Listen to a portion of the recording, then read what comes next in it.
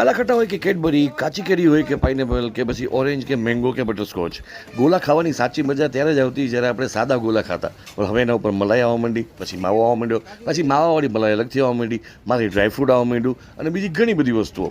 ભલે ગોલા તમે ગમે તે પ્રકારે ખાઓ, પણ જો એમાં ચાસણી ગળું પકડાઈ ગઈ એવી આવી ગઈ તો વાત થઈ ગઈ, પૂરી બધી વસ્તુ ફેલ છે.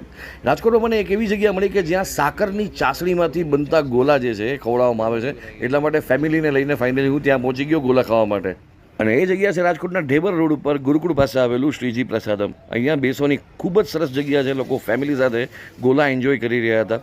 મેં પણ મારા ફેમિલી માટે કેડબરી અને બટરસ્કોચ જેવા ગોલા મંગાવ્યા અને સાથે એક સાદો ગોલો પણ મંગાવ્યો, જેથી કરીને નોસ્ટાલ્જિક ફીલ થઈ શકે.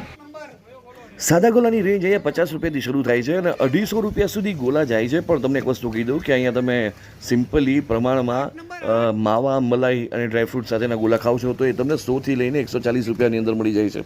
જ્યારે વાત અહીંયા સાકરની ચાસણીમાંથી બનેલા ગોલાની આવતી હતી તો ખાતા ખાતા ટેન્શન થોડું ઓછું હતું કે ગળું પકડાઈ જશે તો અથવા શુગર વધી જશે તો એ ટેન્શન નહોતું. એટલે ગોલા ખાવાની થોડી વધારે મજા આવી. તમે અહીંયા ગોલા ખાધા હોય તો તમારો ફેવરિટ ગોલો કયો રહ્યો અને તમને અહીંયા સ્વાદ અને સાથે ક્વોલિટી કેવી લાગી એ કમેન્ટ પણ જરૂરથી કરજો. મળીએ છીએ નેક્સ્ટ વિડીયોમાં. જય જય ગરવી ગુજરાત.